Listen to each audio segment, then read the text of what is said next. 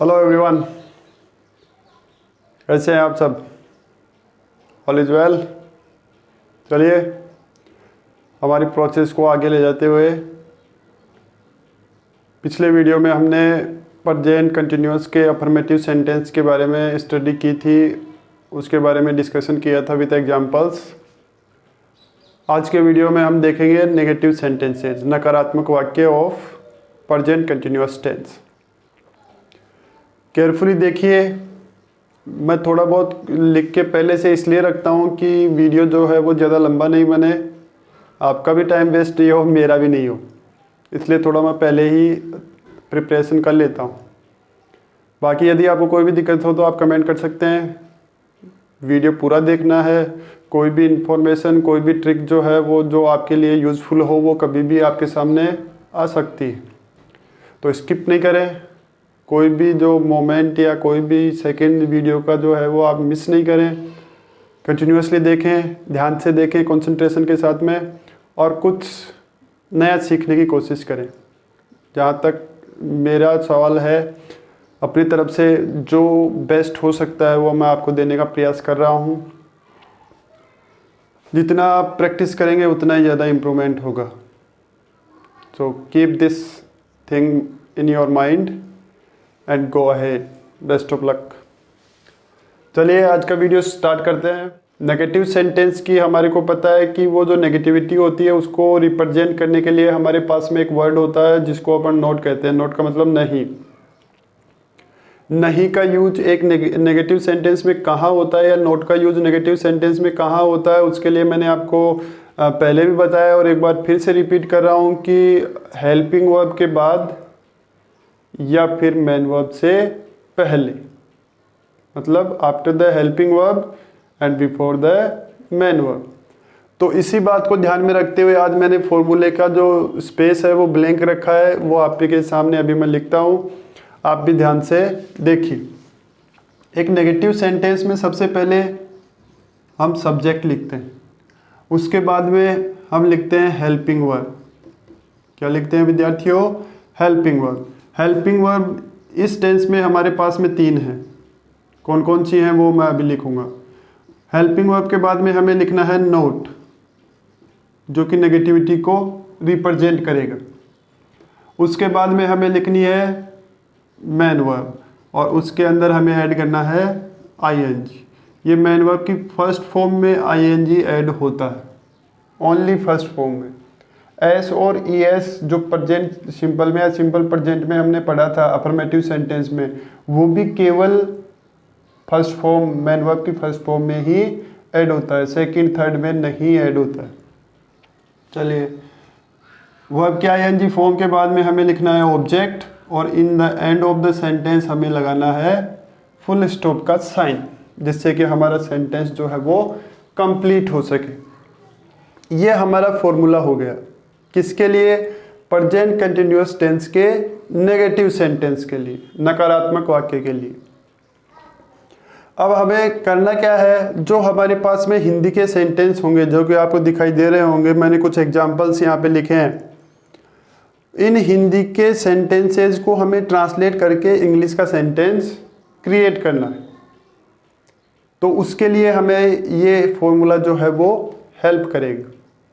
हमें केवल इतना करना है, ध्यान से सुन लीजिए। ट्रांसलेशन करते समय एक बार टेंस आइडेंटिफाई हो जाने के बाद में हमारा काम केवल इतना बचता है कि उस हिंदी के सेंटेंस को उस आइडेंटिफाइड टेंस के जिस प्रकार का भी वो वाक्य है, अफर्मेटिव हो, नेगेटिव हो, इंट्रोगेटिव हो या फिर इंट्रोगेटिव नेगेटिव हो, उस आइडेंटिफाइड सेंटेंस के फॉर्मूले के अनुसार हमें उस हिंदी के सेंटेंस को केवल वो जो वर्ड सीक्वेंस है इस फॉर्मूले का उसको कंप्लीट करना। ये काम यदि हम सक्सेसफुली डन कर देते हैं तो फिर हमारा जो ट्रांसलेशन होगा वो ऑलवेज करेक्ट ही होगा, उसमें मिस्टेक की कोई भी पॉसिबिलिटी नहीं होगी। चलिए रूल्स एंड रेगुलेशंस देख लेते हैं। सारे रूल्स जो हमने अफर्मेटिव सेंटेंस में पढ़े हैं वो के वही है, केवल एक नया रूल है। नया क्या है? वो नोट का यूज करने का रूल है बस केवल। और वो नोट हमें यूज कहाँ करना है? हेल्पिंग वर्ब और मेन वर्ब के बीच में। बस ये एक नया है। बाकी रूल्स फॉर ऐड आईएनजी वो सेम एज अफर्मेटिव सेंटेंस है मैन वर्ब में जोड़ने के लिए, और जो आईएनजी फॉर्म हमें हमेशा ही इस टेंस में यूज करनी, प्रेजेंट वाले में भी, पास्ट कंटिन्यूअस में भी और फ्यूचर कंटिन्यूअस में भी वर्ब की आईएनजी फॉर्म ही यूज होगी। ये सभी ट्रिक्स जो हैं वो लास्ट में जब एक अपन इसका कंक्लूसिव वीडियो जो बनाएंगे, या फिर जो मैंने आपको बताया था कि 48 टाइप्स के सेंटेंसेज को केवल हम 4 टाइप के सेंटेंसेज में ही सम कर सकते हैं, मतलब शॉर्ट कर सकते हैं। तो वो जो ट्रिक है वो सब सारे डिटेल में पढ़ने के बाद में अपन एक वीडियो अलग से बनाएंगे। उसमें सक्सेसफुल होने के लिए हमें इनको डिटेल में एक बार देखना ज़रूरी होता है, क्योंकि शॉर्टकट तो किसी चीज़ का है ही नहीं। ये सारी चीज़ें हमारे दिमाग में होंगी, फिर हम उनको जल्दी कर सकते हैं। चलिए अब हम एग्जाम्पल्स को सोल्व करने की तरफ आते हैं। ध्यान से सुनिए। अब हमें करना क्या है, किसी भी हिंदी के सेंटेंस को ट्रांसलेट करते समय हमें पहले उस सेंटेंस का टेंस पता करना है, आइडेंटिफाई करना है। एक बार जब टेंस को हम आइडेंटिफाई कर लेते हैं कि कौन सा टेंस है इस हिंदी के सेंटेंस में, तब हमारा काम होता है उसके फॉर्मूले को अपने माइंड में लाना। फॉर्मूला यदि हमारे माइंड में है, फिर हमारे को आवश्यकता पड़ती है किस चीज़ की, जो हिंदी में वर्ड्स लिखे हुए हैं उनके इंग्लिश वर्ड्स कौन से होते हैं, मतलब वर्ड पावर की ज़रूरत पड़ती है। तीनों चीज़ें हमारे पास में होती हैं तो हमारे लिए ट्रांसलेशन जो है वो बहुत ही ईजी हो जाता है, स्मूथली डन कर सकते हैं। There is no tension at all. देखिए कैसे। सबसे पहले हमें according to the our formula हमें सबसे पहले सेंटेंस में क्या लिखना है, सब्जेक्ट। सब्जेक्ट हमारे इंग्लिश लैंग्वेज में 3 प्रकार के हैं, वो मैंने आपको बताए थे, आपको याद भी होगा और इसको देखते ही आपको याद भी आ जाएगा। फर्स्ट पर्सन, सेकंड पर्सन और third person, singular and plural.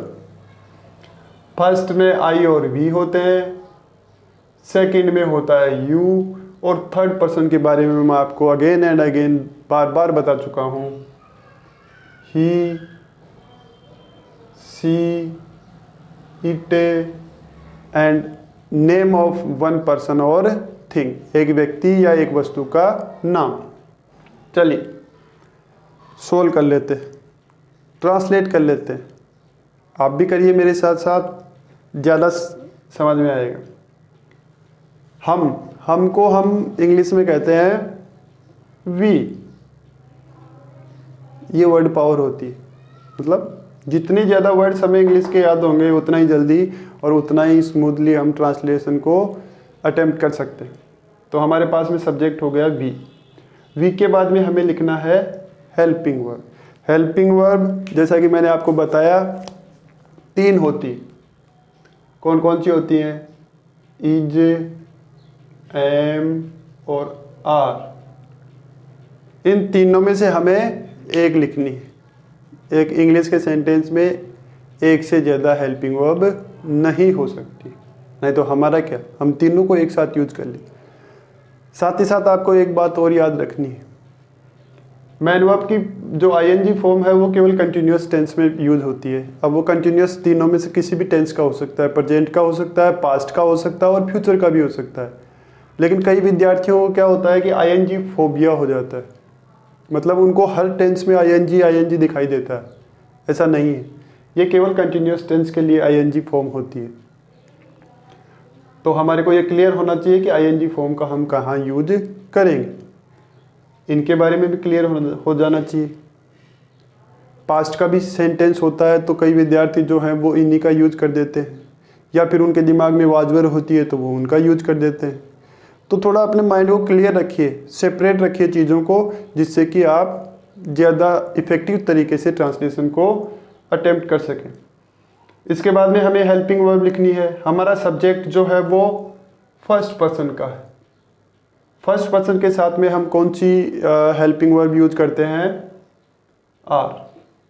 आई जो है फर्स्ट पर्सन में आई भी आता है, लेकिन आई के लिए हमारे पास में यहाँ एक स्पेशल वर्ब है, हेल्पिंग वर्ब, वो है एम। तो वी जो है उसके लिए हमारे पास में है आर, तो जो है उसको लिख दीजिए। तो हमारे पास में सेंटेंस अब तैयार हो चुका है, वी आर। हेल्पिंग वर्ब के बाद में हमें लिखना है नोट। इसमें तो आपको कोई दिक्कत होने वाली नहीं, होनी भी नहीं चाहिए। नोट के बाद में हमें लिखना है वर्ब का आईएनजी फॉर्म। तो वर्ब हमारे पास में क्या है, लिखना। लिखने को क्या कहा जाता है, राइट। अब जैसे ही हमारे पास में मेन वर्ब की फर्स्ट फॉर्म आ गई है, हमारे दिमाग में वो आईएनजी ऐड करने वाले रूल्स घूमने चाहिए, क्योंकि वो इंपॉर्टेंट है। वो जब तक इसके ऊपर अप्लाई नहीं करके देखेंगे तब तक सही नहीं हो सकता है। तो उसमें एक रूल है कि यदि किसी मेन वर्ब की फर्स्ट फॉर्म के एंड में ई आता है तो उस ई को हम रिमूव करके आईएनजी जोड़ते हैं। तो हमारे पास में इस ई को रिमूव करने के बाद में वर्ड बचता है WRIT। ई को हमने रिमूव कर दिया। अब इसके अंदर हमें क्या जोड़ना है, आईएनजी। तो वो आईएनजी हमने इसमें जोड़ दिया। Writing, we are not writing. यहाँ तक का हमारा काम कंप्लीट हो चुका है। अब हमें क्या लिखना है, ऑब्जेक्ट। ऑब्जेक्ट इसके अंदर है नहीं कि हम क्या नहीं लिख रहे हैं, वो नहीं है। नहीं है तो हमें लिखना भी नहीं है। हमारा सेंटेंस हो गया है कंप्लीट। That's all. सेकंड, वह गाली नहीं दे रहा है। अब वह आप जानते हैं कि दो वर्ड्स, इंग्लिश वर्ड का मीनिंग जो है वो वह होता है ही और सी। दोनों में से हमें कौन सा लिखना है, इसके लिए इसको देखना है। यदि रहा है तब तो ही लिखेंगे, यदि रही है तब क्या लिखेंगे, सी लिखेंगे। क्लियर। तो यहाँ पे रहा है तो हम क्या लिखेंगे, ही। उसके बाद में हमें लिखनी है हेल्पिंग वर्ब, तीनों में से एक। ही जो है वो थर्ड पर्सन का यहाँ पे लिखा हुआ है, थर्ड पर्सन का सब्जेक्ट है। थर्ड पर्सन के साथ में अपन कौन सी हेल्पिंग वर्ब लगाते हैं, इज लगा दीजिए। ये हो गया। अब इसके बाद में हेल्पिंग वर्ब के बाद में लिखना है हमें नोट। ये लीजिए नोट। नोट के बाद में हमें लिखना है आईएनजी फॉर्म। गाली देने को अपन कहते हैं अब्यूज। अब्यूज यानी होता है गाली देना। अब इसको जब हम देखते हैं तो हमें दिख रहा है कि लास्ट में ई है, ई को हमें रिमूव करना है। तो हमारे पास में वर्ड बचता है ABUS। इसके अंदर हमें क्या ऐड करना है, ING। क्लियर।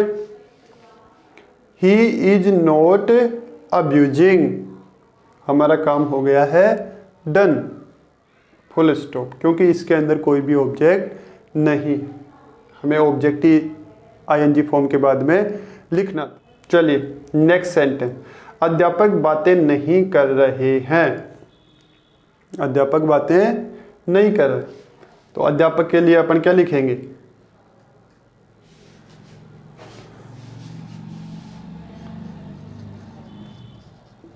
टीचर। लेकिन क्योंकि लास्ट में रहे हैं तो इसका मतलब प्लूरल है, तो हमें इसको भी प्लूरल बनाना पड़ेगा और हमने लिख दिया है एस, टीचर्स। अब क्योंकि सब्जेक्ट प्लूरल है तो हमें हेल्पिंग वर्ब भी उसी के अकॉर्डिंग लगानी पड़ेगी। हमने लिखा आर। आर के बाद में हमें लगाना है नोट। ठीक है। नोट के बाद में हमें यूज करना है आईएनजी फॉर्म।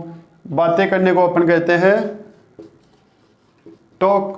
टॉक के अंदर ऐसा कुछ है नहीं जो उन 5 रूल्स में अपन को एडजस्ट करना पड़े जो हमने आईएनजी ऐड करने के लिए पढ़े थे। न इसके लास्ट वाले कॉन्सोनेंट से पहले कोई वोवल है, न ही इसके लास्ट में ई है, न आई ई है। इसका मतलब हमें इसके अंदर क्या करना है, डायरेक्टली आईएनजी जोड़ना है।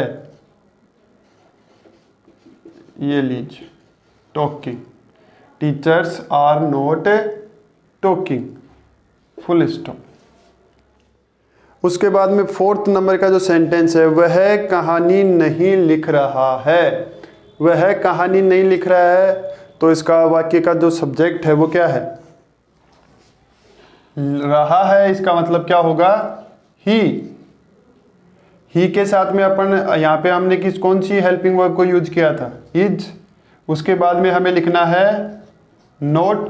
हेल्पिंग वर्ब के बाद में क्या है, नोट। नोट के बाद में हमें आईएनजी फॉर्म लिखना है। लिखने को अपन कहते हैं राइट, लास्ट में ई आता है तो ई को रिमूव करके हम आईएनजी जोड़ते हैं, राइटिंग। और उसके बाद में इसमें ऑब्जेक्ट है स्टोरी। कहानी को क्या कहते हैं इंग्लिश में, story. He is not writing story, वह कहानी नहीं लिख रहा। चलिए फिफ्थ सेंटेंस। फिफ्थ सेंटेंस है वे क्रिकेट नहीं खेल रहे। वे को अपन इंग्लिश में कहते हैं दे, और दे जो है वो थर्ड पर्सन का प्लूरल सब्जेक्ट है। दे कौन सा सब्जेक्ट है, थर्ड पर्सन का प्लूरल सब्जेक्ट है। और प्लूरल सब्जेक्ट के साथ में अपन हेल्पिंग वर्ब यूज करते हैं आर। हेल्पिंग वर्ब के बाद में हमें लिखना है नोट। फॉर्मूले में देखते जाइए, फॉर्मूले को फॉलो कीजिए, आपका जो सेंटेंस है वो अनडाउटेबली, निसंदेह बिल्कुल सही। Fifth sentence. फिफ्थ सेंटेंस है वे क्रिकेट नहीं खेल रहे। वे को अपन इंग्लिश में कहते हैं दे, और दे जो है वो थर्ड पर्सन का प्लूरल सब्जेक्ट है। दे कौन सा सब्जेक्ट है, थर्ड पर्सन का प्लूरल सब्जेक्ट है। और प्लूरल सब्जेक्ट के साथ में अपन हेल्पिंग वर्ब यूज करते हैं आर। हेल्पिंग वर्ब के बाद में हमें लिखना है नोट। फॉर्मूले में देखते जाइए, फॉर्मूले को फॉलो कीजिए, आपका जो सेंटेंस है वो अनडाउटेबली, निसंदेह बिल्कुल सही होगा। खेलने को अपन कहते हैं प्ले। इसमें हमें डायरेक्टली क्या जोड़ना है, ING. They are not playing, object क्या है, cricket. They are not playing cricket. Sixth, लड़की। लड़की को अपन कहते हैं गर्ल। रही है का मतलब है सिंगल। सिंगल के साथ में अपन क्या यूज करते हैं, इज। नहीं के लिए अपन को क्या यूज करना है, नोट। रोने को अपन कहते हैं वीप। लास्ट में कॉन्सोनेंट, उससे पहले कंटिन्यूअसली दो वोवल, तो हम क्या करेंगे, without any changes add ING in the main verbs first form. Girls is not weeping. इस कैसे रो रही है, दहाड़ मार के रो रही है या पैर पटक के रो रही है, कैसे रो रही है, वो इसमें है नहीं, तो ऑब्जेक्ट हमारे पास में है नहीं, तो हमें यहाँ पे ही सेंटेंस को कंप्लीट करना होगा। जितनी चीज सेंटेंस हिंदी वाले में है उतनी ही हमें लिखनी है। अपनी तरफ से न तो उसमें कुछ ऐड करना है और न ही उसमें से कुछ भी घटाना है या कम करना है। तो ये हो गए आपके नेगेटिव सेंटेंस। एक बार फिर से रिवाइज कर देता हूं मैं। आइडेंटिफिकेशन प्रेजेंट कंटिन्यूअस टेंस का वही रहता है, रहा है, रही है, रहे हैं, रहा हूं अथवा हुआ है, हुई है, हुए हैं और हुआ हूं। हिंदी वाले वाक्य में ये होंगे। इसका फॉर्मूला ट्रांसलेशन का ये है, सबसे पहले सब्जेक्ट, हेल्पिंग वर्ब, उसके बाद नोट, उसके बाद में वर्ब में आईएनजी और उस सबसे एंड में ऑब्जेक्ट या और भी कोई चीजें हो तो उनको हम लास्ट में लिख सकते हैं। हेल्पिंग वर्ब हमारे पास में 3 है, इज, एम, आर। उसके बाद में ये जो रूल्स हैं वो सेम अफर्मेटिव सेंटेंस ही है, केवल ये नोट वाला ध्यान रखना है, वो हेल्पिंग वर्ब और मेन वर्ब के बीच में आता है। एग्जाम्पल्स ये अभी हमने सोल्व किए हैं, आप ही के सामने सोल्व किए हैं। एक एक चीज पे मैंने बिल्कुल फोकस किया है आपको बताने का, समझाने का। ऐसे ही जैसे मैंने सेंटेंस लिखे हैं ऐसे ही छोटे छोटे या जितना इजी हो सके उतना सेंटेंस आप लेकर ट्रांसलेशन की ट्राई करेंगे, तो जैसे जैसे आपको कॉन्सेप्ट क्लियर होता जाएगा वैसे वैसे आप भी इसके अंदर एक्सपर्ट होते जाएंगे और मेरी तरह फिर आप भी दूसरों को अपना नॉलेज जो है वो एक्सप्रेस कर पाएंगे। So keep doing practice more and more and be expert in your subject. Okay guys, thanks for watching. Subscribe, like, share and hit the bell icon करना नहीं भूलें। Goodbye.